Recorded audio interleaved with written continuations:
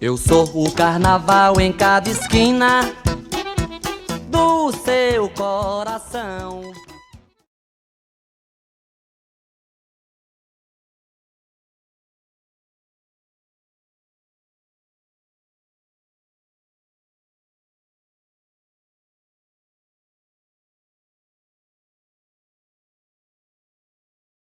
Bom, continuando nossos encontros aqui nesse canal no YouTube, hoje a entrevistada é Lúcia Lippe. Lúcia Lippe é uma grande socióloga brasileira, grande pesquisadora, tem uma obra já extensa e muito rica, sempre nesse campo de aprofundamento do pensamento social, de leitura do Brasil.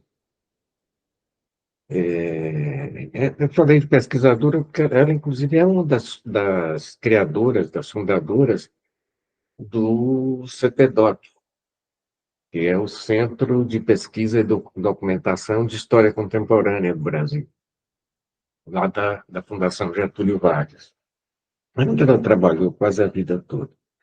O CPDOC não só tem uma grande importância pelo trabalho feito, como também eu sempre gosto de ressaltar uma coisa assim de dar relevo, porque é uma instituição feminina. É curioso isso no mundo da sociologia brasileira. E quando se fala de sociologia brasileira, se pensa na USP, por exemplo, só tem um. Aí você chega na coisa de sociologia e história da Fundação Getúlio Vargas, no CPDOC, não, as fundadoras são mulheres. Celina no Amaral Peixoto, Lúcia Lippe, Aspásia Camargo, todas mulheres, e mulheres produzindo intensamente pesquisas e reflexões. Eu acho que isso tem seu lugar na história das mulheres no Brasil. Lúcia escreveu algumas coisas, tem um livro que foi muito importante para mim, que eu falo sempre dele, que é esse livro aqui, chama Americanos, Representações da Identidade Nacional no Brasil e nos Estados Unidos. Curiosamente, esse é um livro sobre o qual a chamada inteligência brasileira fez o silêncio absoluto. Talvez até em homenagem a esse silêncio, vamos então ouvir Lúcia Lippe falar. Vamos lá.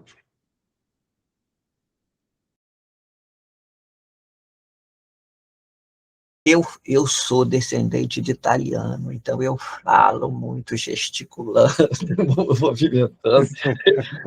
Tem hora que eu saio do. É que tem, eu não me lembro agora qual foi o filósofo conversando com Wittgenstein, eu não sei quem foi, não sei se foi Ortega Gasset, e falando sobre significado, aí falou em italiano com ele, ele falou, e questo, que significa? Mas eu digo assim: se amarrar meus braços, eu não consigo falar. Ele amarrou aqui, não. Anche io sono italiano. E é uma coisa daqui. Embora eu não, Rizzeri, na verdade.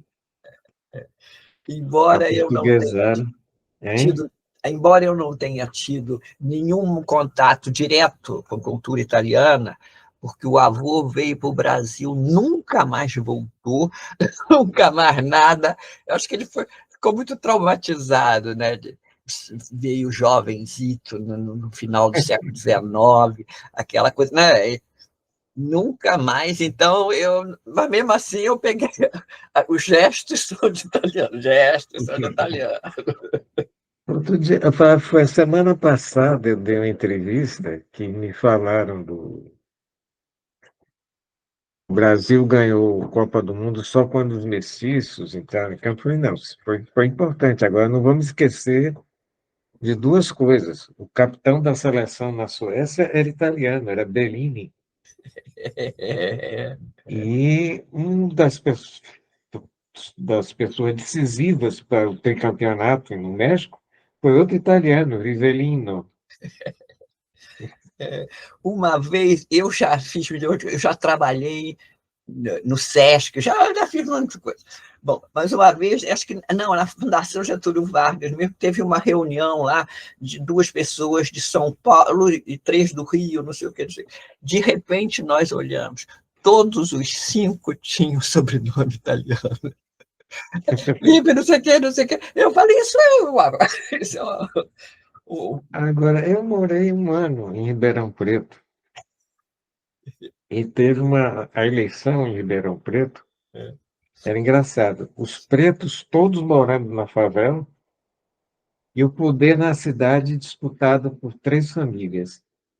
Família Gasparini, a família Rossi, que até hoje tem o Baleia Rossi, que é presidente do MDB, e uma aliança de 2 famílias, Madione e Palotti.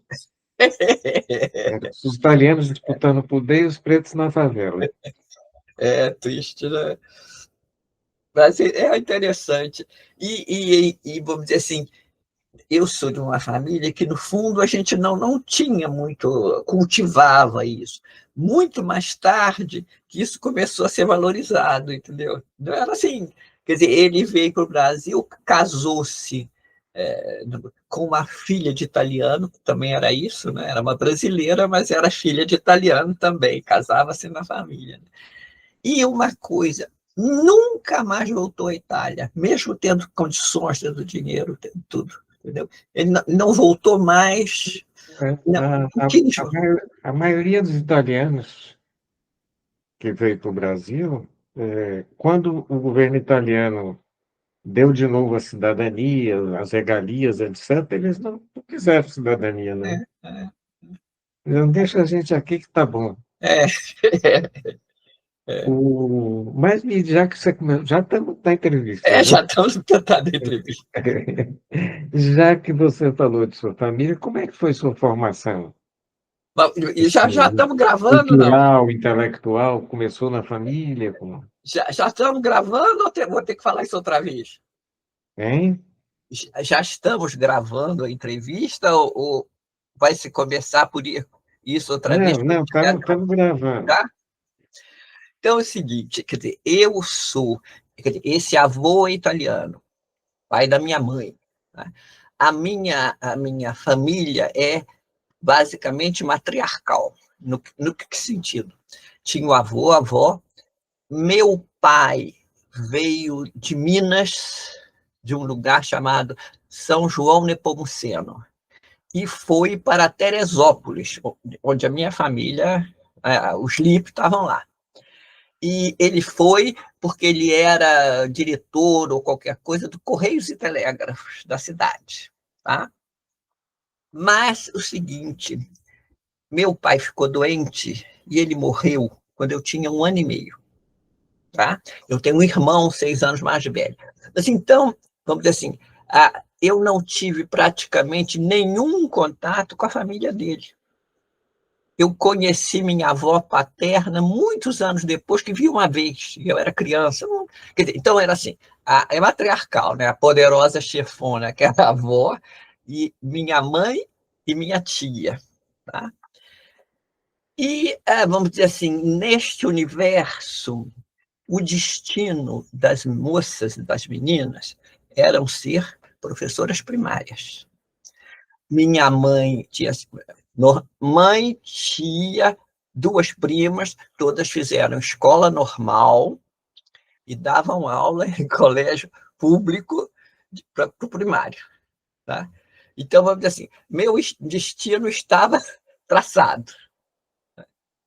Então, isso, e Teresópolis, uma cidade. Hoje cresceu muito, mas era uma cidade menorzinha, pequena, etc. Aí, o que eu lembro? Primeira coisa assim que eu abriu perto, mais ou menos, da minha casa, a Aliança Francesa. E eu fiz 2 anos, 3 anos de Aliança Francesa. A primeira pessoa assim, do mundo que eu vi era um professor de francês, que era um armênio que tinha fugido dos problemas lá, tinha vivido em Paris e dava aula de francês. E ele falava do mundo. Falava, a aula era uma coisa. Aí depois ele parava e falava, não, mas não estou fugindo. Aí ele mostrava o livro da Aliança Francesa e falava, não, aqui, Langue et Civilisation Française. Quer dizer, eu não estava aprendendo só língua, não estava assim. Então, aquilo, vamos dizer assim, do meu tempo de escola, estudava colégio de freira lá em Teresópolis, mas a coisa significativa para mim, que eu lembro, era deste professor de francês. Bom, na família, teve também um exemplo que fugia do caso das mulheres. O primo mais velho tinha vindo para o Rio e tinha feito engenharia. Ele era um engenheiro, mas era assim, pertencia ao Clube Excursionista Rio de Janeiro. Eu lembro que uma vez ele foi viajar para a Argentina para subir ao Aconcagua, visitou a Europa, que a primeira pessoa assim, do ciclo restrito da família, foi passear na Europa. Eu tenho essa lembrança. Quando voltou, reuniu na casa da mãe, minha tia, abriu uma mala, assim, e da mala, cada um ele tirava um presentinho. Trouxe para a avó isso, trouxe. E me trouxe um par de tamanquinhos holandeses. É um tamanquinho assim. Aquilo foi a maior maravilha da minha vida. Eu guardei esse par de tamanquinhos durante anos. E eu botei na minha cabeça, eu quero ter a vida igual esse primo. Eu não quero ficar aqui em Teresópolis dando aula para a escola primária. Então, eu inventei que assim, Teresópolis tinha escola normal para as meninas e tinha o curso de contador para os rapazes. Não tinha curso científico. E eu defini que eu tinha que fazer científico, porque eu queria fazer engenharia. Então, com todos os limites da família, quer dizer, valorizava-se muito o estudo. Se eu dissesse que queria vir para o Rio fazer qualquer outra coisa, eu não teria. Mas ela quer estudar, né?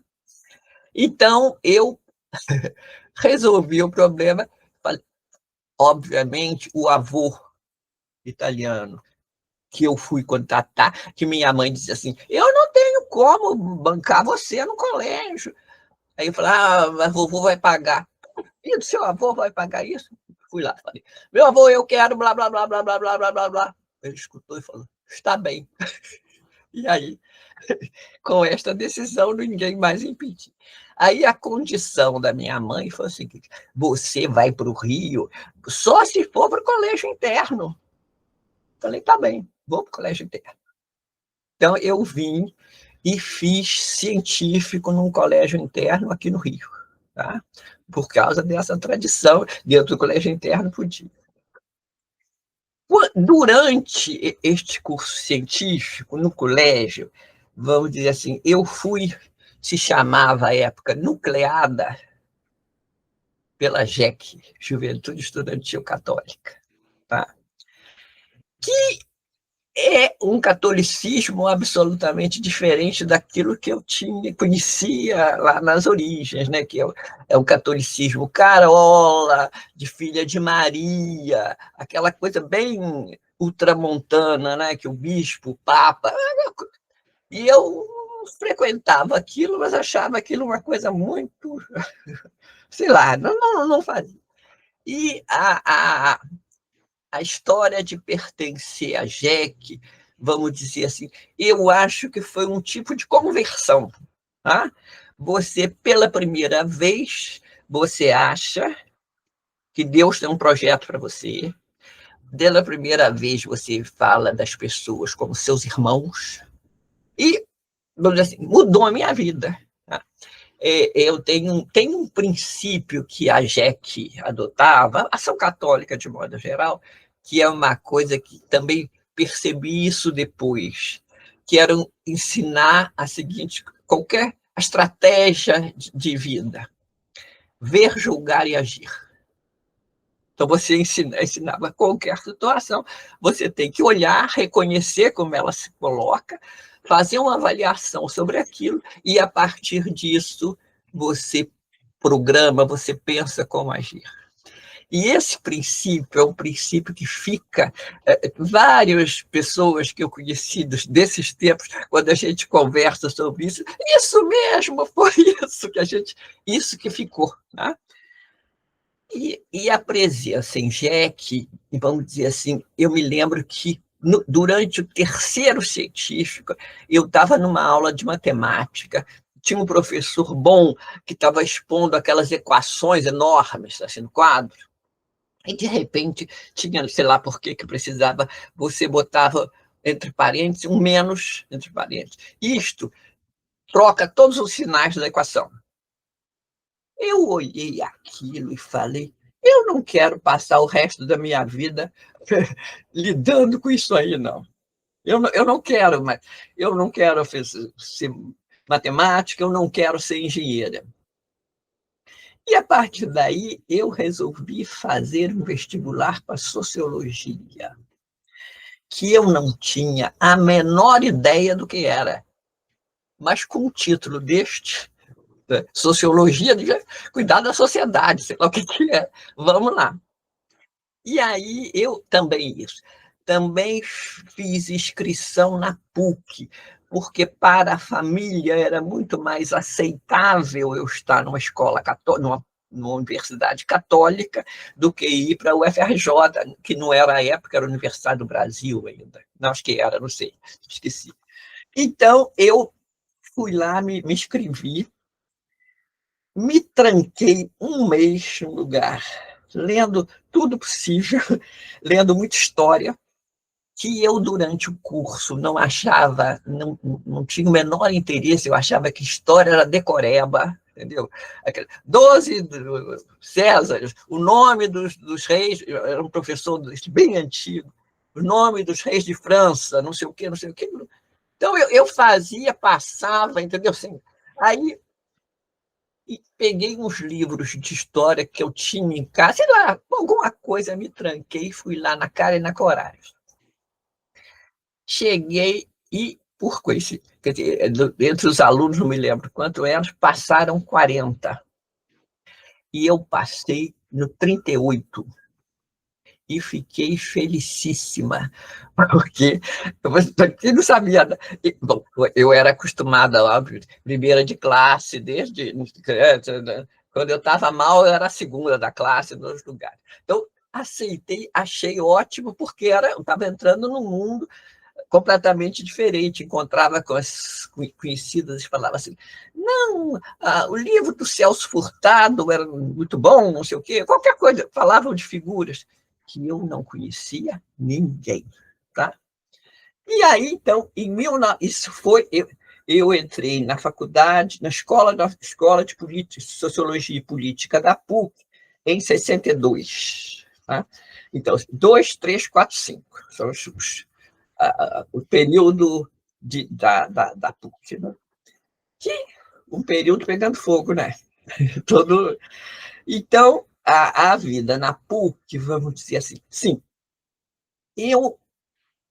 a minha conexão se dava exatamente pelas pessoas que tinham vindo de JEC. JEC migrava-se para JUC, que depois se migrou para AP. Essa é uma trajetória muito comum. Né? JEC e JUC são populares. Tá? Então, é um movimento que era pessoal e, ao mesmo tempo, é o que estava acontecendo. Né? Isso tem mais alguma coisa que eu quero lembrar, eu também noto. Agora, Lúcia, não, é só antes só duas coisinhas. Você falou de São João da Nepomuceno. Você sabe que ali na cidade nasceu o Roberto da Mata, né? A família dele é de lá. Ele Roberto da nasceu lá. Mata? Não. Roberto da Mata é do Pará. Não, uma vez eu perguntei a uma pessoa. Não, eu acho, tenho a impressão que não é, não, mas Minas Gerais, São João São João. Não, ele me falou isso porque ele contava as partidas de futebol que ele assistiu lá.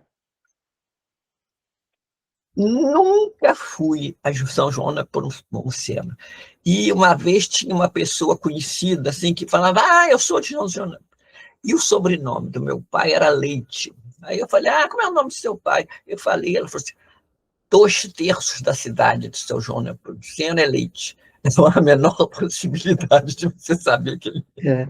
Mas Roberto é de São João da Nepomuceno. Ele, Olha, inclusive, tem um jogador de futebol também, grande craque, Heleno de Freitas. é, é, Terminou a carreira lá, é, ou nasceu lá. é, Mas, só esclarecendo para as pessoas, a P, quando você falou, Ação Popular. é, é. Aí você foi, que é a esquerda católica, né? É, Depois ficou completamente marxista.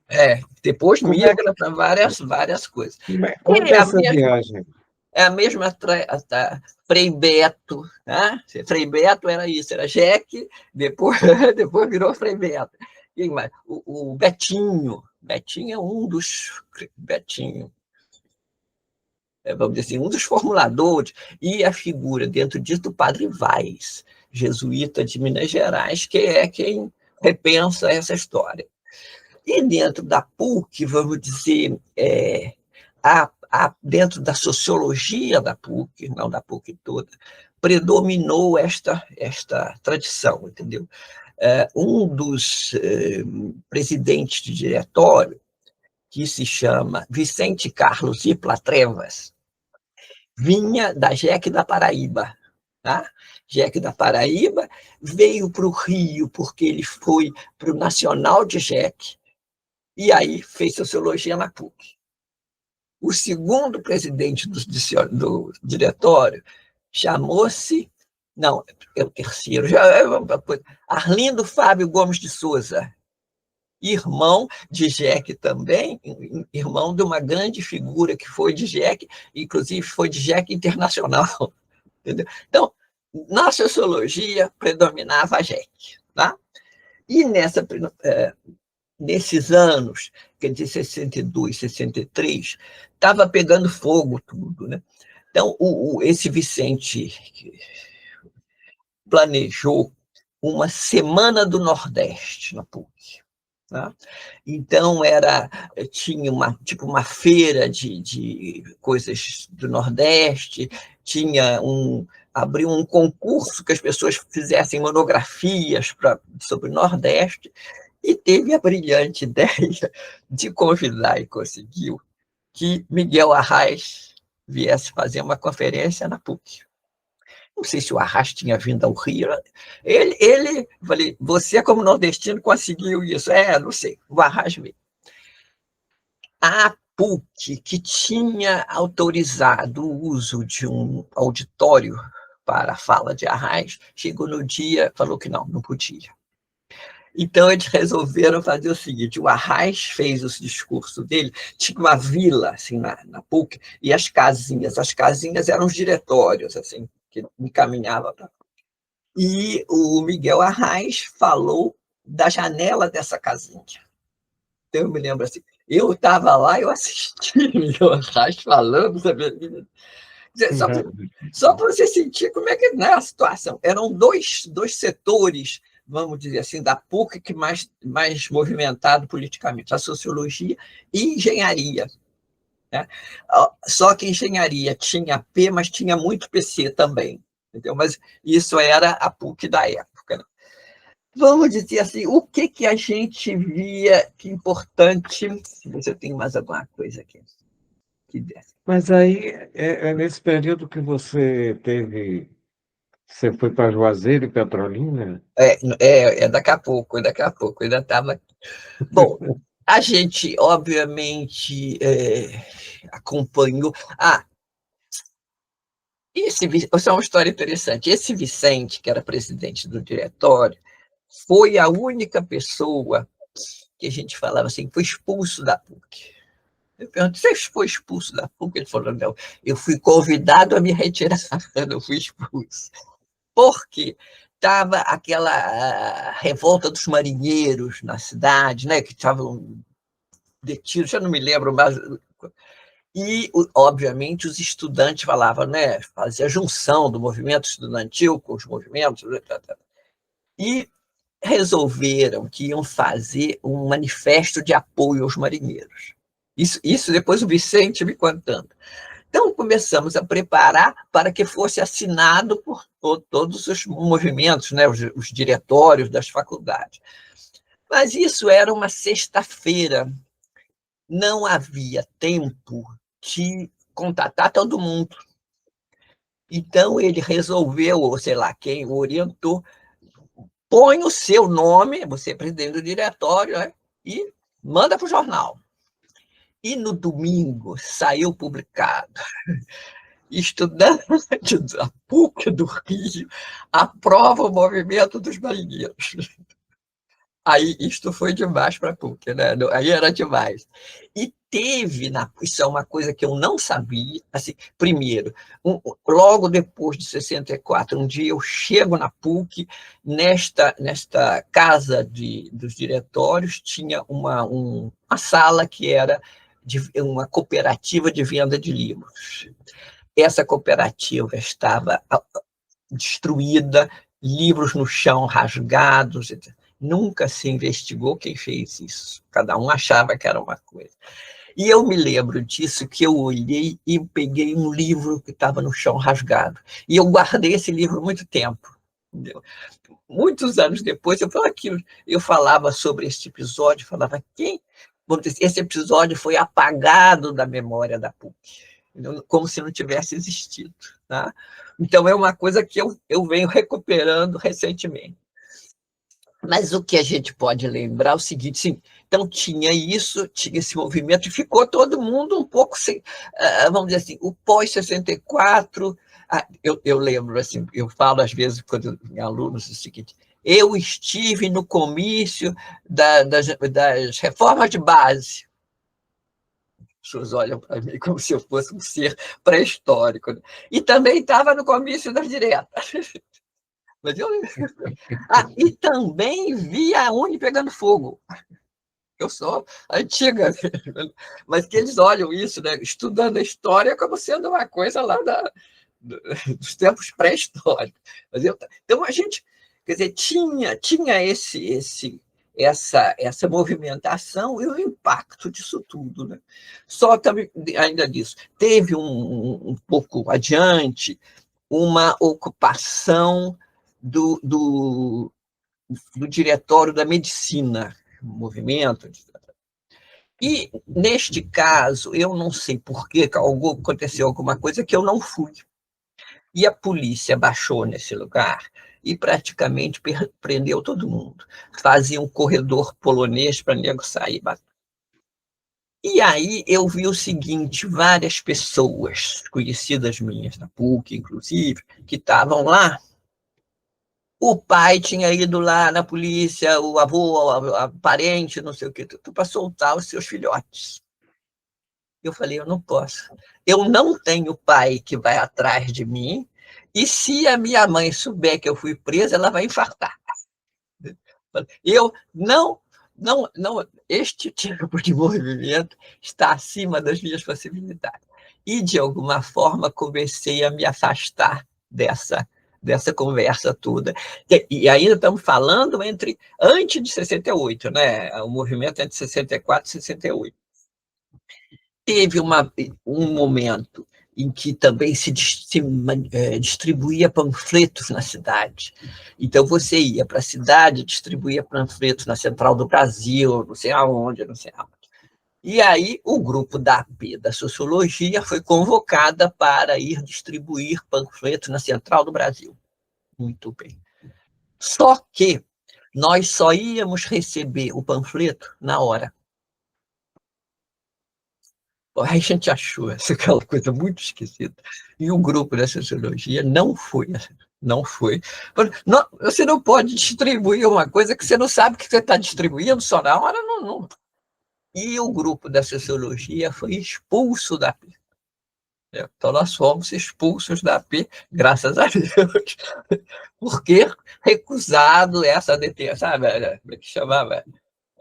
Essa tarefa obrigatória. Então, com isto, eu termino as minhas relações com a esquerda. Tá? Tem alguma pergunta? Agora, Antes, e no chegando campo, agora lá. vamos entrar no campo da sociologia, nesse período, quem é que você curtia? Isso aí é ótimo. Estudei pouquíssimo. Não. Estudei pouquíssimo. Eu brinco assim. Tinha uma musiquinha para mim. Lúcia Lipe estudou sociologia, mas a aula ela não ia. Eu passava o dia no diretório, eu fazendo coisa distribuída, fazendo qualquer coisa. Não tinha, sabe, assim, o curso em si não dizia nada para mim. Agora, tinha uma coisa, tinha um setor da escola que era um setor de fazer pesquisas, tá? Então, inclusive, recebia contrato para fazer pesquisa, não sei o quê, e contratava aluno para aplicar questionário. Isto eu fiz todos. Eu não ia à aula, mas eu pegar o trem da central e ir para não sei para onde, para aplicar questionário aqui e ali, aprendi, inclusive, a perfurar cartão, porque você fazia o questionário, tinha coisa, depois, para passar para o computador, você transformava aquelas respostas em números e você perfurava cartão para enfiar no computador. E isto eu aprendi na escola fazendo, tá? Então, eu achava o seguinte, na minha cabeça, vamos dizer assim, eu não queria ser professora de sociologia. Eu queria fazer sociologia, ou seja, para mim, fazer sociologia era fazer pesquisa. Então, eu tinha esse lado, vamos dizer assim, muito mais forte do que outra coisa. Tem os cursos de métodos e técnicas de pesquisa que eu olho, é uma coisa muito interessante, eu falo isso. Eu li aquilo, era de uma obviedade horrorosa. Que bobagem. Até você fazer uma pesquisa que você descobre que você não sabe nada, na hora de fazer, né? Então, foi essa a minha formação. Aí chegou em 66, 2, 3, 4, 5, 65, não, 66. Aconteceram dois episódios interessantes que eu acho que mudou minha vida. Eu recebi uma informação conhecida. Olha, tem um pessoal aí dando uma bolsa para estudantes brasileiros para você passar um mês nos Estados Unidos. Eu falei, como? Tudo de graça. Se você conseguir passar, você tem isso.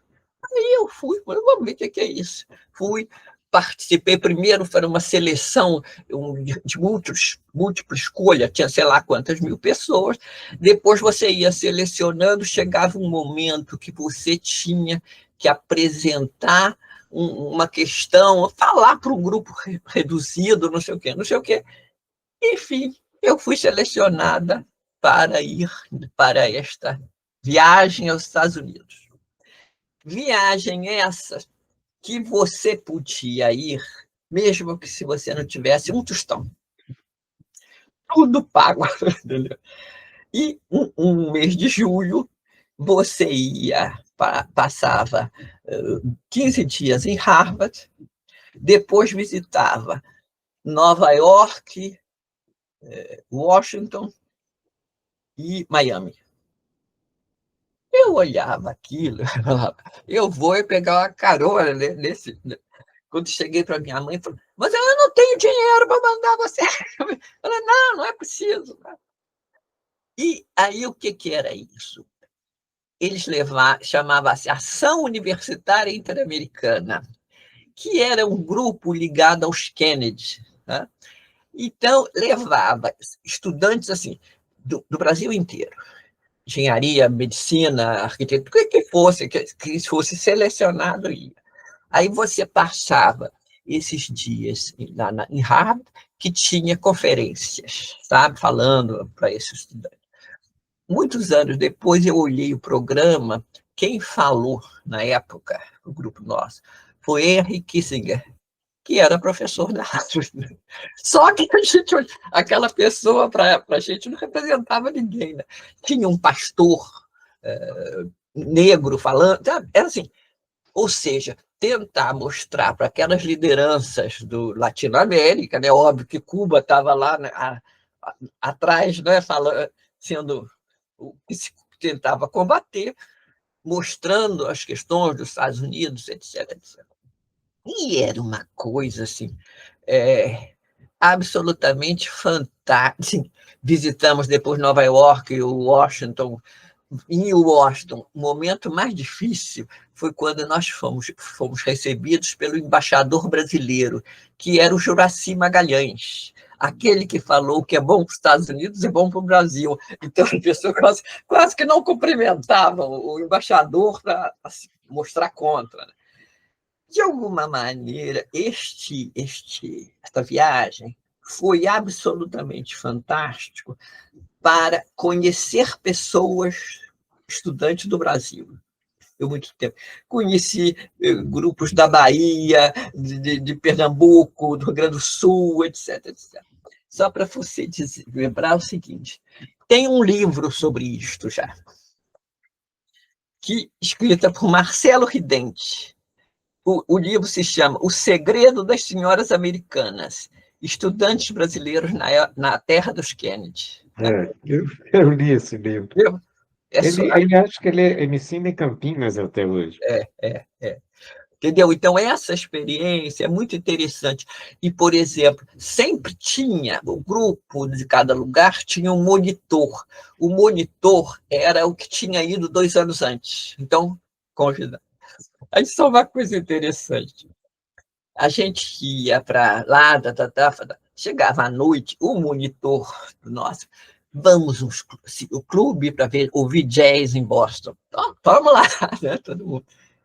Graças a Deus, todo mundo tinha 21 anos, porque antes de 21 anos você não bebe nem nada nos Estados Unidos. Né? A gente ia, bebia e voltava para Harvard, sei lá que hora, né? 1 hora. E as meninas entravam lá no dormitório delas muito bem. Os meninos, o dormitório deles, tinham que assinar a entrada. Nunca Jânio Quadros chegou tão tarde, nunca, João. Eles assinavam qualquer nome na folha, porque para um americano isso seria um absurdo, né? Todo mundo. Juscelino Kubitschek chegou atrasado, outro dia, outra vez. Toda vez que chegava, eles assinavam qualquer nome e a gente ia. Então, foi uma experiência assim. Eu conheci várias pessoas interessantes do Brasil inteiro por causa deste episódio, tá? Vários momentos já se fez em São Paulo uma reunião de ex-visitantes dos Estados Unidos nessa viagem, e foi uma coisa assim, e foi no mês de julho. Quando eu voltei à escola, aí teve uma notícia de que o Centro Latino-Americano de Pesquisas em Ciências Sociais, o CLAPS, na época, sob a direção de Manuel Diegues, estava procurando pessoas para participar de uma pesquisa em Petrolina e Juazeiro. Era um financiamento da Sudene. Sudene... Só um parênteses, porque essas coisas são curiosas. O Manuel Diegues, que você citou, é o pai do Cacá Diegues, nosso cineasta. Mas vamos lá, continue. E da Madalena Diegues, que fazia sociologia com a gente na PUC. Então, era... Aí, com isto, aquele negócio, pesquisa, eu não sabia, era comigo, né? Aí fui lá, me entrevistaram, não sei o quê. Então, eu fui para Juazeiro e Petrolina para coordenar a aplicação de questionário. Como eu sabia de questionário, aplicação, eu sabia fazer. Eu ia selecionar e coordenar pessoas para aplicar um questionário. O projeto tinha a ver com a ideia de polos de desenvolvimento. O coordenador era o Jean Casimir, um haitiano que tinha estudado no México. Entendeu? Ele era o coordenador, tinha mais um francês, e tinha uma pessoa da Sudene também. E aí, era muito... Aí era uma maravilha que eu ia conhecer o Nordeste. Eu já tinha conhecido os Estados Unidos, mas eu não conhecia o Nordeste. Aí foi um espanto de um lado, uma coisa interessante, Petrolina era uma vila, uma coisa com casinhas antigas, com aquelas casinhas pequenininhas que as pessoas botavam uma cadeira na porta assim para ver você passar, porque qualquer estrangeiro eles olhavam para ver quem era. Agora, tinha uma coisa, em Petrolina ficava o aeroporto, sabe? Você descia de aeroporto. E tinha uma fábrica de descaroçamento de algodão, que era dos coelhos que dominavam a política. E aí você atravessava a ponte e chegava em Juazeiro, terra como é que chama? Pai da Bossa Nova, Gilberto. João Gilberto, entendeu? Uma cidade século XIX, assim, casinhas, né, todas antigas, etc. E então, em Juazeiro, a gente selecionou pessoas para fazer a tal da pesquisa. E aí, duas coisas interessantes lá. Fiquei conhecendo lá uma pessoa que tinha sido do MEB, Movimento de Educação de Base, que era do Ministério da Educação à época, né? Que era, de alguma forma, esquerda também, esquerda meio católica, mas não só. E aí eu perguntei a ela, e o MEB, como é que está aqui? Essa moça falou assim, olha, quem não foi preso se mandou daqui, não tem nada mais. Aí eu falei, sim, entendi a situação qual é. E isso foi uma coisa muito marcante, porque aí, vamos dizer assim, essa época, o que a esquerda falava? Estamos aqui com essa ditadura, mas os movimentos do Nordeste-Norte, né, do Nordeste, vai sair a libertação do Brasil.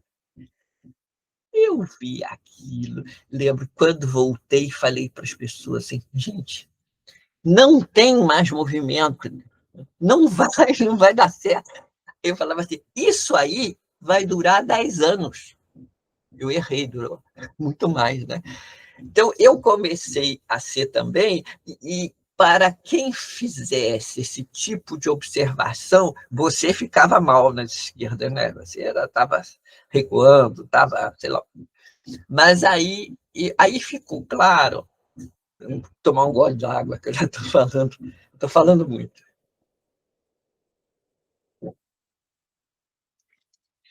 Ficou claro uma seguinte coisa, a gente, eu, minha geração, ficávamos repetindo chavões, né? A revolução, que bom, isso, várias coisas, achando que. E, ao mesmo tempo, portanto, se achava, quer dizer, a história estava ao nosso lado. Né? A revolução da esquerda, o materialismo histórico nos ensinava, nós estávamos com a verdade, a vida estava conosco. E nós não sabíamos nada de Brasil. A gente repetia só alguns chavões. E eu falei, não dá, a gente tem que, sabe, de repente, a necessidade de estudar se colocou para mim. Tá? E aí, na época, no Rio, abriu-se o primeiro mestrado em ciência política, o UPERJ, da Cândido Mendes. Vou fazer, que é uma maneira de você. Né, eu vou estudar. E eu me matriculei nesse mestrado e entrei na primeira turma do mestrado do UPERJ. Também um choque, porque, à época, a maioria desses professores tinham vindo, alguns deles vieram de Minas Gerais, de um curso importante que teve lá na economia na Universidade de Minas Gerais, e a maioria deles tinha feito doutorado nos Estados Unidos. Simon Schwartz, Bolívar Lamounier, quem mais? A maioria deles. E eu tive contato pela primeira vez da ciência política, a ciência política norte-americana, que eu olhava aquilo tudo com muita distância, entendeu? O individualismo possessivo, não sei o que, mas fiquei. Também tive um professor de métodos e técnicas de pesquisa que eu trabalhei com ele, que eu gostava. Então, eu via sempre pelo lado, né, da pesquisa, de como fazer, como você criar tópicos da sua pesquisa, como você desdobrar aquele tema em subitens, e aquilo, sabe assim, a correlação entre um problema e o tópico que você vai investigar. Então, esse professor, um norte-americano, também foi bom. Mas, no mestrado, duas figuras foram importantes. Um foi o Simon Schwartzman, que fez um projeto de, vamos dizer, história política do Brasil, né? E ele dividiu a turmas em subgrupos e a gente escolhia qual tópico do curso você ia trabalhar. E aí eu acabei ficando com a Revolução de 30. E deste grupo estava junto Celina Vargas do Amaral Peixoto, que tinha sido minha colega de turma na PUC, e uma outra, Maria Aparecida Alves Jaime. Nós três fizemos o paper sobre a Revolução de 30. Aí tinha paper sobre Império, blá, blá, vários deles. E, no fim do ano, o Simon selecionou alguns papers e publicou na revista Dados do UPERJ. Então, foi a minha primeira publicação. Eu estava descobrindo um outro mundo, né? Então, esse foi um dado muito importante. O segundo, um dos professores do curso também, foi Hélio Jaguaribe. E as aulas do Hélio, aliás, eu acho Hélio Jaguaribe pouco valorizado. Era uma viagem pelo Brasil, uma maravilha. E assim, uma coisa também, contando coisas interessantes. Ele dava aula, mas depois, curso de mestrado, inventava-se que tinha que se fazer seminários, né, cara? Aí separou a turma para apresentar trabalhos. Eu me lembro que quando os alunos apresentavam os trabalhos, eu olhava, o Jaguaribe estava dormindo na sala de dormindo.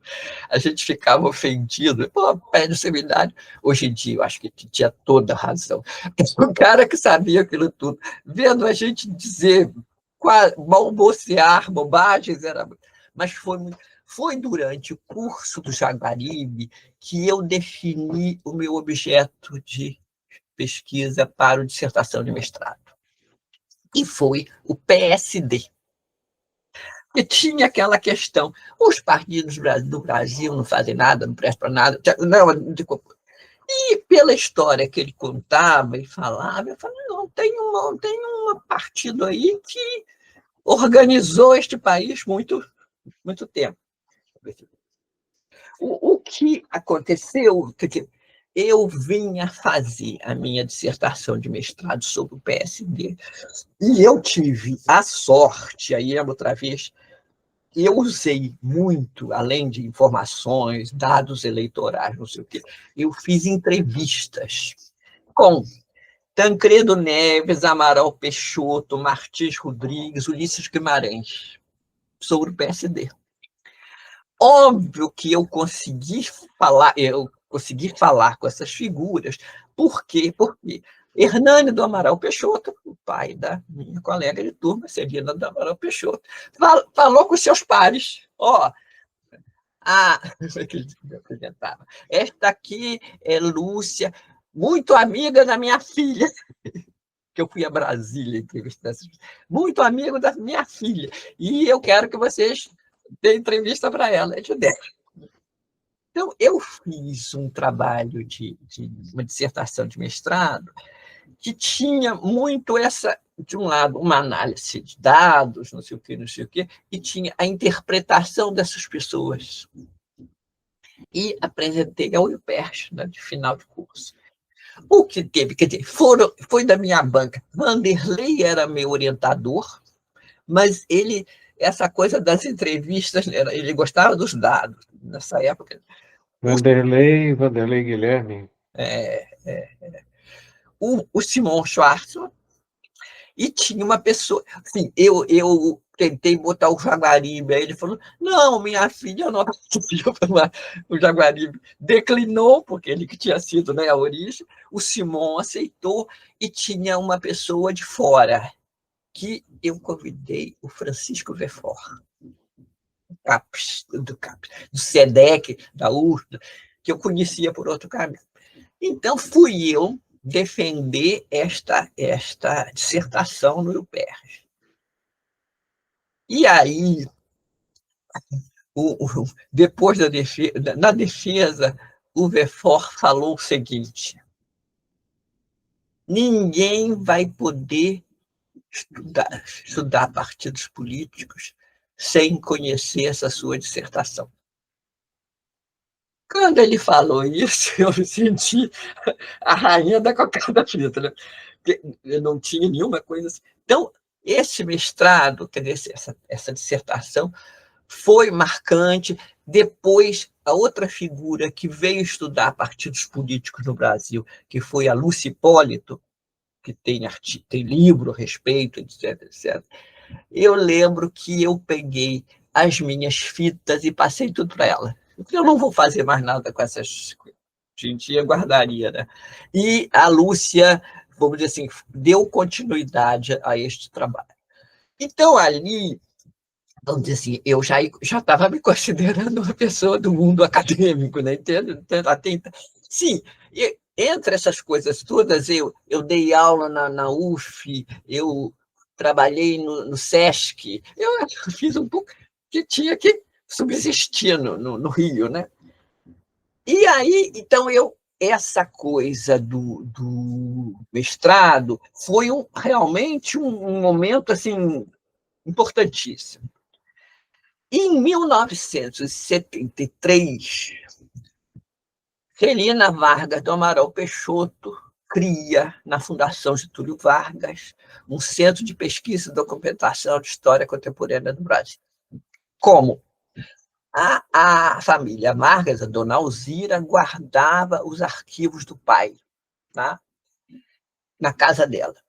E ela recebia muitos brasilianistas que vinham estudar história, e ela abria, aí dependendo do gosto dela, para uns, para outros não abria, ficava uma coisa assim, contatos privados, né? E o Hélio Silva, que também fez a história, publicou documentos sobre a história, queria muito ter os arquivos para fazer um centro desse tipo na Cândido Mendes. Aí não sei muito bem porquê, mas acho que até resolveram que foi a Simões Lopes, que era ainda presidente da Fundação Getúlio Vargas, que obviamente tinha vindo com Getúlio na Revolução de 30, tinha criado uma fundação com o nome de Getúlio Vargas, e do qual Alzira e o Hernando Amaral Peixoto eram do conselho diretor. Foram lá e cavaram a coisa. E criou-se, então, o CPDOC dentro da Fundação Getúlio Vargas. E fez-se a doação do arquivo Vargas para lá. O CPDOC, vamos dizer assim, passou a ter, e tem até hoje, o maior conjunto de documentos sobre a Era Vargas, porque aí depois foi o arquivo do Gustavo Capanema. O arquivo do Gustavo Capanema é um espanto. Eu acho que assim, o arquivo de Vargas tem 140 mil documentos. O do Capanema tem 200 mil. E quem era o secretário do Capanema, que tinha esse cuidado todo? Carlos Drummond de Andrade. Entendeu? Então, por exemplo, no arquivo Capanema, você tem assim, vai ter um projeto, então tem a primeira apresentação na reunião tal, aí tem a letrinha do Drummond, assim, o que foi. Depois tem a segunda versão, depois tem a terceira, que foi apresentada finalmente. Então, você, se quiser, aquilo ali dá projeto para você, se você quiser ver que modificação existiu da primeira para a terceira, você consegue ter. Entendeu? Então, é dos arquivos mais completos que se tem lá. Mas tem Oswaldo Aranha, entendeu? Vamos dizer assim, a geração que acompanhou a Era Vargas, está toda lá. Os que faltavam. E este centro, óbvio, com benemérito da Fundação, etc. Mas basicamente começou como um centro de documentação. Tá? Era documento. Em 77, a Celina conseguiu um apoio da FINEP, Financiadora de Estudos e Pesquisas, um órgão do governo federal para financiar pesquisas. E aí, vamos dizer assim, tinha a ver com documentação, mas não só. Aí, Aspásia Camargo, que estava lá à época, fez um projeto, apresentou a FINEP, e a FINEP, então, vamos financiar este centro.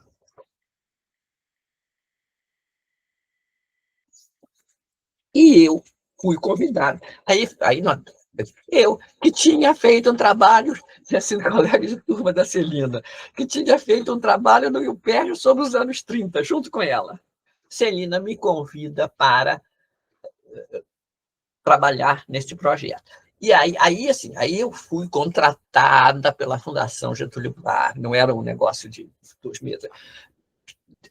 Dentro desse projeto da FINEP, para coordenar um grupo. Sim, com o mestrado eu coordenava grupos de trabalho, que ninguém tinha, nenhuma outra qualificação, era muita. Então, eu fui coordenar um grupo de pesquisa que se chamava Brasiliana, que tinha a ver, óbvio, com a ideia das interpretações do Brasil e que, vamos dizer assim, no caso, quais teriam sido as interpretações da Revolução de 30, escritas em torno dos anos 30. Quer dizer, não era a versão posterior. Então, eu fiz um trabalho sobre esta questão já no CPDOC. Deixa eu ver se eu tenho alguma coisa a mais aqui. O que era interessante, deixa eu ver aqui, eu estou aqui, minha cola. Para lembrar. Por exemplo, o que a gente ia ver? Começar a reler o quê? Oliveira Viana, Alberto Torres, Alceu Amoroso Lima, Manuel Bonfim. Você tem uma pleiade, né, de pensadores que desde os anos 20, né, está revendo, está repensando o Brasil. E a gente começava a ler isso. E, vamos dizer assim, o trabalho começou em 76. Entre 76 e 1980, quer dizer, esses 4 anos, a gente trabalhou. 4 anos, 1980, foi coroado, vamos dizer assim, porque fazia 50 anos da Revolução de 30. Então, nós montamos um seminário internacional a respeito. Né? Cada coordenador de área do CPDOC montou uma mesa, tá, sobre o assunto. E, no caso, esse seminário de 1930 gerou um livro que depois... E eu convidei para participar da minha mesa, que tinha a ver com pensamento político, Guerreiro Ramos. Né? Esse é um momento que eu acho que é fundamental. Você vai falar aí, mas depois vamos entrar no assunto Guerreiro Ramos. Por quê? Diante daquela confusão, aquele mundo de trabalhos sobre 30, sobre não sei o quê, eu tinha conhecido o livro do Guerreiro chamado A Crise do Poder no Brasil, em que ele tem um artigo, 3 momentos ideológicos no Brasil, que era o seguinte: o primeiro, a ideologia da ordem, que ele tratava de Jackson de Figueiredo, Hamilton de Holanda, Gustavo Corsão, Carlos Lacerda, Zé Arthur Rios, entre outros. A segunda versão dele era chamada por Guerreiro a Jeunesse do Rio, que era Alceu Amoroso Lima, Afonso Arinos de Melo Franco, Otávio de Farias. E, por fim, uma terceira família, que ele chamava o inconsciente sociológico, aqueles que faziam sociologia antes de saber que aquilo era sociologia. Né? Essa família inclui Silvio Romero, Euclides da Cunha, João Ribeiro, Alberto Torres, Oliveira Viana, Caio Prado Júnior, Mastinho de Almeida, Virgínio Santa Rosa, Azevedo Amaral. Esta montagem do Guerreiro, vamos dizer assim, me permitiu organizar aquela monte de coisa que eu estava lendo, estudando, entendeu? Eu falei, e como esse... Então, eu convidei o Guerreiro, que estava nos Estados Unidos, a gente teve dinheiro para fazer esse evento, e a gente trouxe o Guerreiro para participar da mesa sobre o assunto, né? Então, foi uma coisa importante, fazia muito tempo que ele não vinha ao Brasil. Esse evento aconteceu num auditório do IBAM, Instituto Brasileiro de Municípios, que era uma coisa ali que existia aqui, porque a fundação não quis muito, porque a gente queria convidar quem a gente quisesse, né? E a fundação achou aquilo meio estranho e não quis dar o auditório. Aí a Celina conseguiu o auditório do IBAM. E foi assim, vamos dizer assim, ali, deixa eu ver aqui mesmo, eu escrevi um artigo para esse seminário que se chamou As Raízes da Ordem. Isso está publicado no livro do assunto lá. Eu me lembro que quando eu subi à mesa, né, que ficava num palco, eu olhei, estava sentado assim na minha frente. Fernando Henrique, Celso Furtado, ele jogou Quando eu olhei aquele público, eu quase que falei, não vou, eu vou ficar aqui, mas não tinha alternativa. Ali foi um batismo de fogo, né? Então, foi muito importante. Esse seminário marcou época. Todas as mesas, tinha uma mesa sobre relações internacionais, tinha uma mesa sobre política. Foi, assim, uma coisa... E, obviamente, os 50 anos da Revolução de 30 também deu ocasião que no Rio Grande do Sul se fizesse um seminário sobre 50 anos da Revolução de 30, né? Mas antes do Rio Grande do Sul, foi esse contato que eu não com o Guerreiro Ramos, o convidando, etc., que me deu chance de fazer uma entrevista. A gente estava fazendo entrevistas de história oral no CBDOC, e eu fiz uma entrevista com o Guerreiro Ramos. Entrevista essa, aqui, que está neste livrinho aqui, A Sociologia, que é de depois, tá? Esse livro é um livro publicado em 85, mas tem aqui a entrevista do Guerreiro Ramos, que é um espanto, né? A entrevista do Guerreiro Ramos. Esse que eu vou... Quer que eu conte agora alguma coisa sobre a entrevista? Eu quero saber. Vamos ouvir mais sobre Guerreiro. O Guerreiro, ele dava esta... Mas eu queria que você contasse aquela história que você me contou dele no IPM. Falando mil coisas, ele, Guerreiro Ramos, veio estudar sociologia, ciências sociais, na então Universidade do Brasil, que eu acho que ainda não era o FRJ, junto com um coleguinha de turma dele, chamado Luiz de Aguiar Costa Pinto. Que era maravilhoso. Sim, mas você vai ser o seguinte, duas figuras. Um membro notório da elite, e um mestiço inteligente, inspirador. Porque isso tem problema. Quando eles estão acabando o curso, o Jacques Lambert, que era da missão francesa que estava aí, volta para os Estados Unidos, volta para a França. E os dois se candidataram a ser professores. E o Jacques Lambert escolheu o Costa Pinto, e não o Guerreiro Ramos. Guerreiro Ramos, então, foi trabalhar no DASP. Ele e trabalhou no Departamento Nacional da Criança. Aí tem uma coisa interessante que ele conta.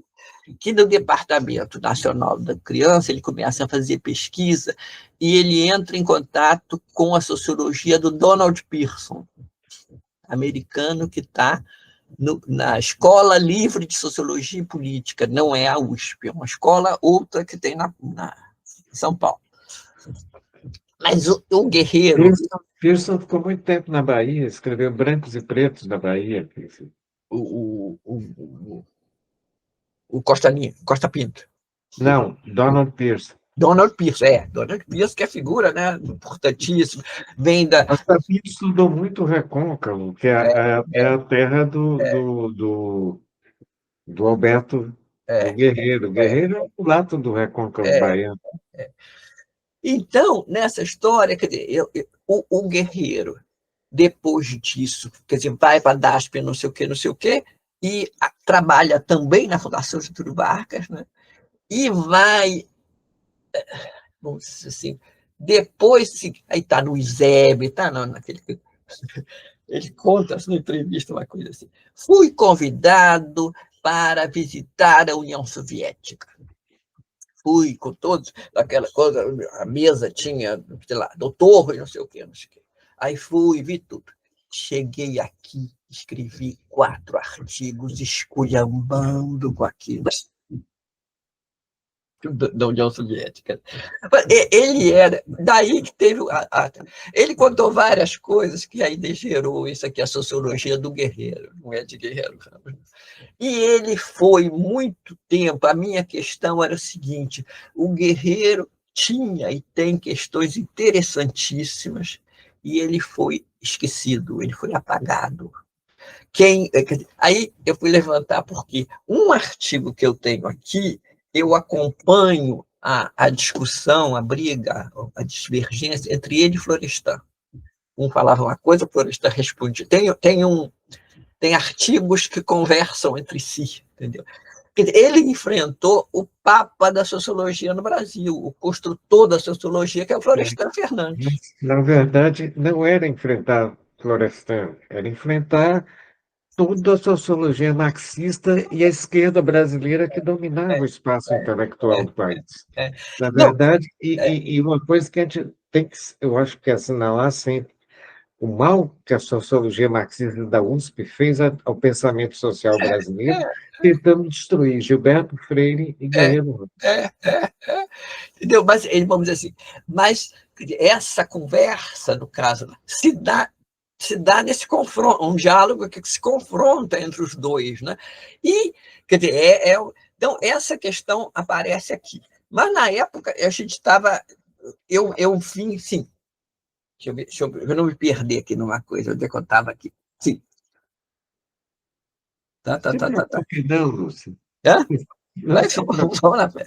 Não, aí o seguinte, então eu fui depois, eu ia fazer minha tese de doutorado ia ser sobre Guerreiro. Só que aí, bom, mas eu tenho que contar outra história para chegar aí.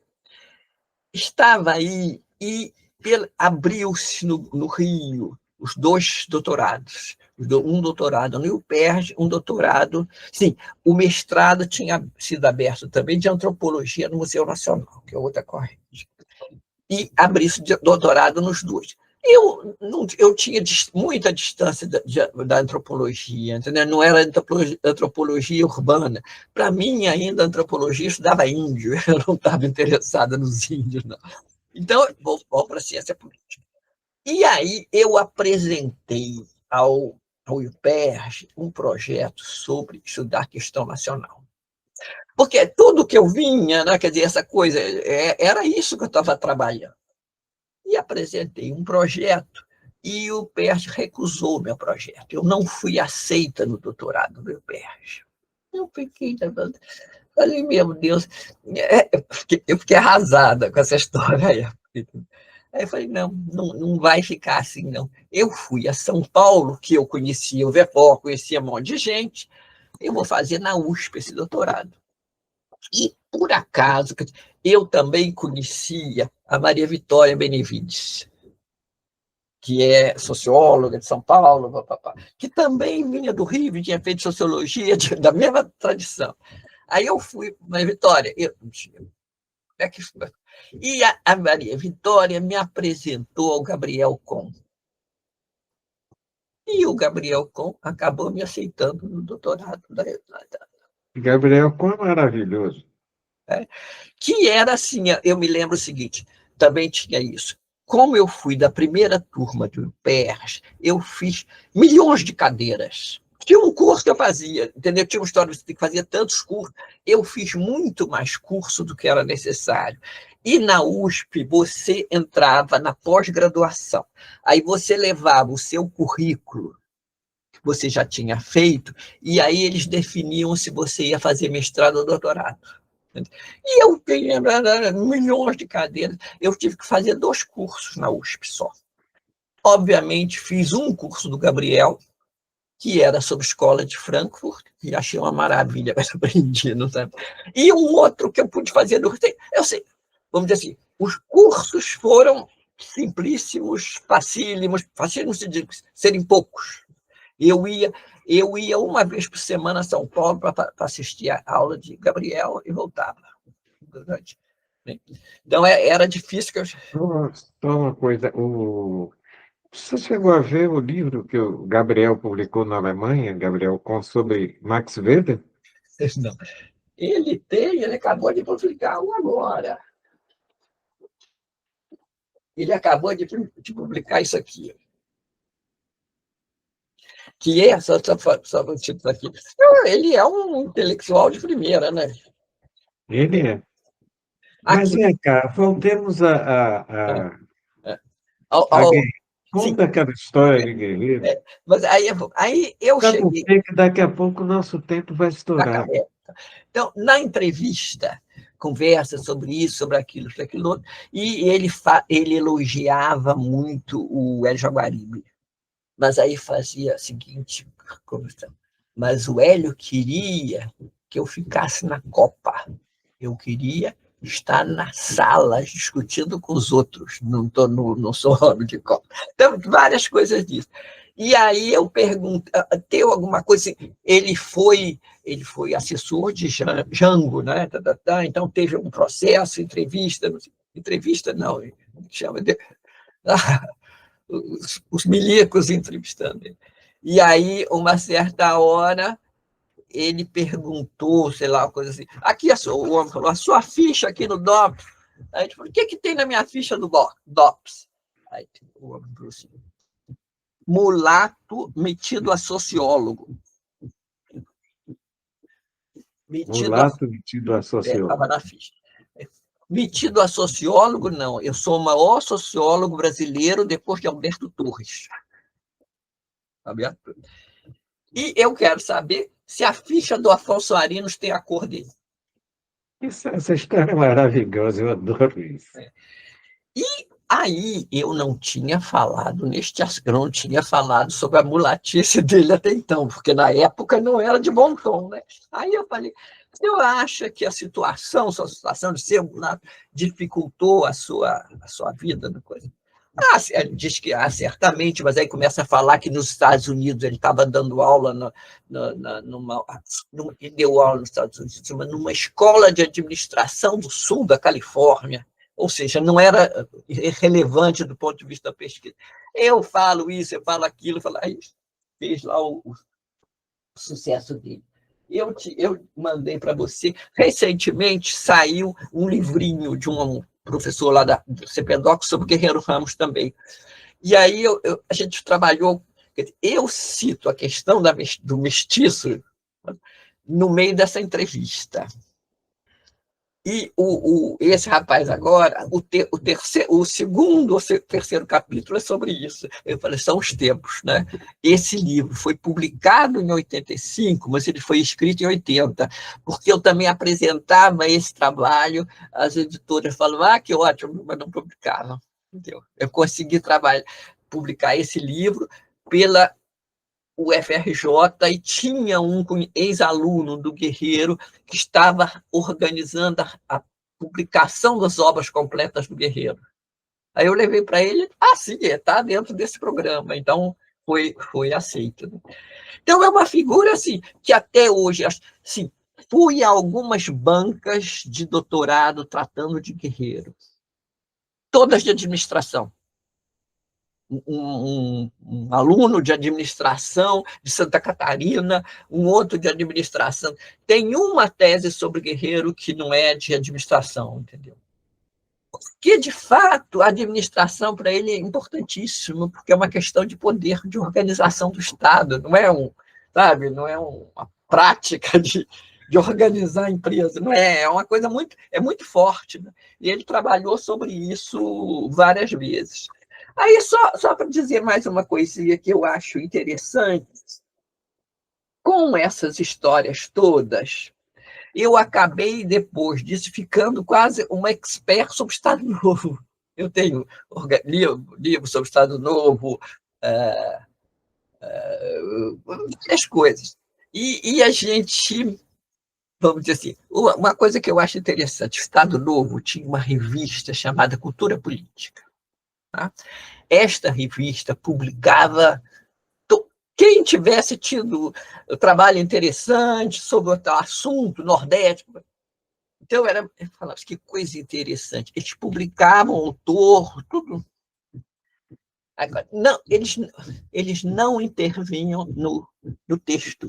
O que eles faziam? Tinham 3 artigos, aí tinha uma página de abertura para esse setor, né, para essa parte do. Nesta parte é que tinha a editoria escrevendo, aí falava, temos aqui os trabalhos, veja o progresso desse assunto, que se deve graças à clarividência do presidente Vargas. A clarividência do presidente Vargas era introduzida fora, sem conseguir. Quer dizer, nessa história de conhecer, eu entrevistei Almir de Andrade, que era o diretor da Cultura Política. Né? E aí, as conversas sobre o mundo. A elite brasileira era muito pequena, então ele conta isso. Graciliano Ramos esteve preso, né? Aí falou assim, não, mas Graciliano saiu de lá, ele precisava trabalhar. Então, a gente contratou o Graciliano para pré-selecionar os trabalhos que iam sair na revista Cultura Política. Aí você fala, como? Entendeu? Então, tinha essa conexão entre as elites, entre os intelectuais, muito, muito séria, para além da repressão, que é uma coisa de Estado Novo, não é depois, né? Só mais uma questãozinha.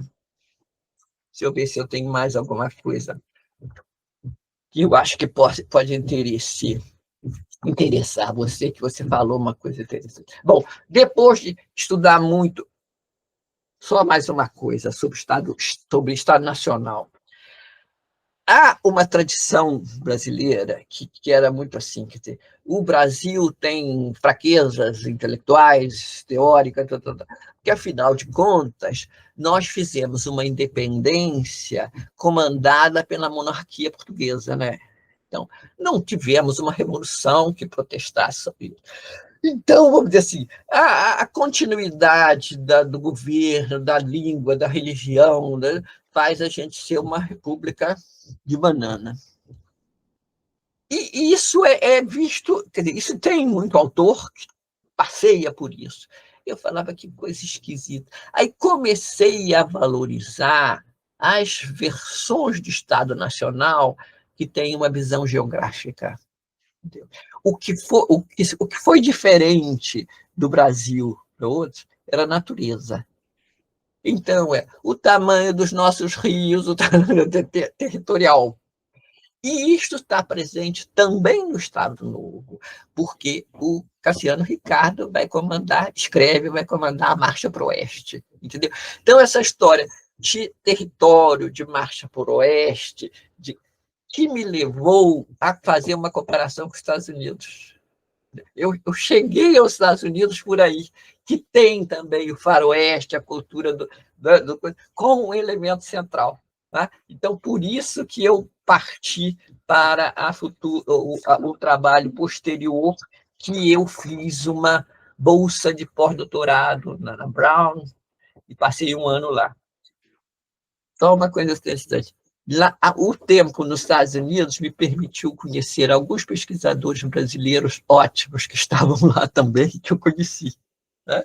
Então, você vai, por exemplo, vamos supor, tem uma pesquisadora de letras da Unicamp, não sei se chama Marisa Lajolo, que é especialista em Monteiro Lobato, e tem um livro absolutamente fantástico, chamado o seguinte... Ela tem um livro sobre a figura que escreveu um livro chamado... Figura não, são 2 autores. Olavo Bilac e Manuel Bonfim, que tem um livrinho chamado Através do Brasil. Este livro é um livro paradidático que mostram 2 irmãos procurando um pai e que passeiam pelo Brasil.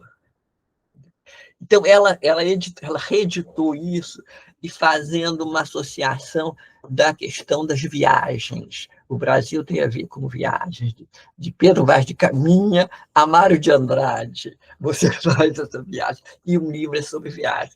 Este livro teve 40 reedições, era um paradidático. Das escolas, não é mais agora. Então, esse trabalho... Então, é uma pessoa brasileira que eu conheci nos Estados Unidos, né?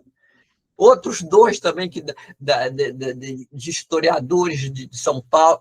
Então, esse contato de pessoas absolutamente diferentes, que eu acho que, vamos dizer assim, a minha correlação com eles é muito mais forte do que uma formação específica, entendeu? Num grupo. Esse livro que eu te falei, eu fiz sobre Estado Novo, né? Que você disse que gostou muito, que eu falei que quase a única pessoa que leu esse livro antes de sem ser você era o Gessé Souza, que fez uma resenha, eu tentei procurar, não achei. Mas fazer esse livro me permitiu fazer isso aqui. Isso é um livro paradidático de uma editora de São Paulo, que é A Criação da América, que é um livro para primário, né? Pré-escolar, que é muito interessante, é uma coleção muito interessante. Esse também foi um que eu fiz à época. Bom, terminando, ao voltar dos Estados Unidos, eu falava, não, eu já estou... Eu estou cansada desses assuntos, não sei mais. Só que, quando eu voltei, o CPDOC tinha montado um mestrado profissional, que é muito interessante. Vem gente de tudo que é lugar, que trabalha em museu, arquiteto, é uma coisa... Fui aceito pela CAPES. E aí eu fui dar aula, aí virei professora desse mestrado, e eu resolvi dar aula sobre patrimônio histórico no Brasil. E aí fiz esse livrinho. Cultura é Patrimônio, um guia, que é um livrinho, são 10 capítulos, cada capítulo tem mais ou menos 10 páginas, e no fim de cada capítulo tem aquela coisinha, para quer conhecer uma bibliografia relativa ao tema. Tá? Este livro é o único livro que eu tenho que vender. Porque eu vou a muitos lugares e falo, nossa, eu conheço aquele seu livro de capa amarela. O livro de capa amarela é o único que eu tenho, é esse. Agora, é um esforço de escrever suficientemente claro para pessoas que saibam ler e que não sejam profissionais específicos, entendeu? Então, esse vamos dizer assim, é o livro que eu tenho carinho, que me dá... Outro dia, a menina já vendeu mais de 3 mil. Para a gente é um espanto, né? Para a pessoa da área acadêmica. Né? Isso. E agora, Lúcia? E agora, eu fiz assim... Daqui para adiante, quais são os projetos? Só isso. Depois, eu fiz... na pandemia, eu tinha dado várias aulas sobre isso, eu fiz esse outro livro, que é Cidade é Patrimônio, uma viagem. Também, esses 2 livros são resultados de cursos que eu dei e que repeti. Vamos dizer assim, você dá um curso, escolhe a bibliografia, e você vê que aquele texto não serviu, você escolhe outra. Aqui, o isolamento da pandemia me permitiu escrever isso, que é, né, aí a coisa da cidade. Que também isso, quer dizer, a nação existe, mas a gente vive na cidade, né? É o locus onde você... Então, mais recentemente, eu tenho virado memorialista. Eu participei do evento na PUC, que não sei quantos anos, da Sociologia e Política. Eu fiz um evento que tinha 35 anos do livro do Guerreiro. Eu participei do negócio da criação do grupo de pensamento político da Ampox, que eu criei o grupo também. Então eu estou vivendo enquanto eu não me esqueço, eu estou vivendo memorialista. E o seu convite fez parte desta série. Tá bom, Lúcio. Tá bom? Maravilha. Tentei contar algumas coisas assim pitorescas, né? E que foi.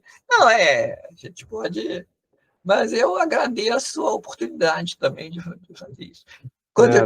Quando eu estiver lançando o livro, antes que eu me esqueça, vou avisar a você. Não se esqueça.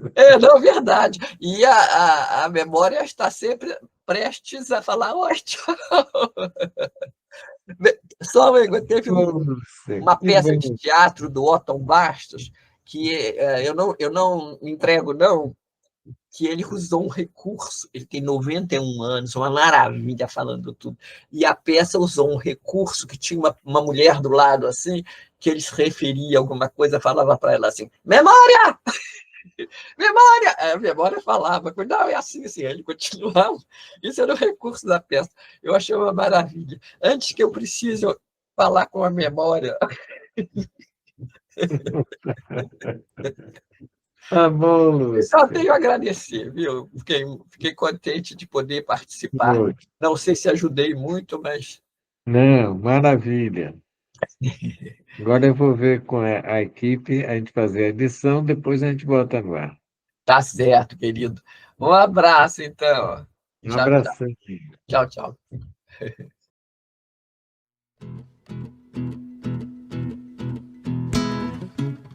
Ok, aru alacuru, oxotocan, xoxô. Ok, aru alacuru, oxotocan, xoxô.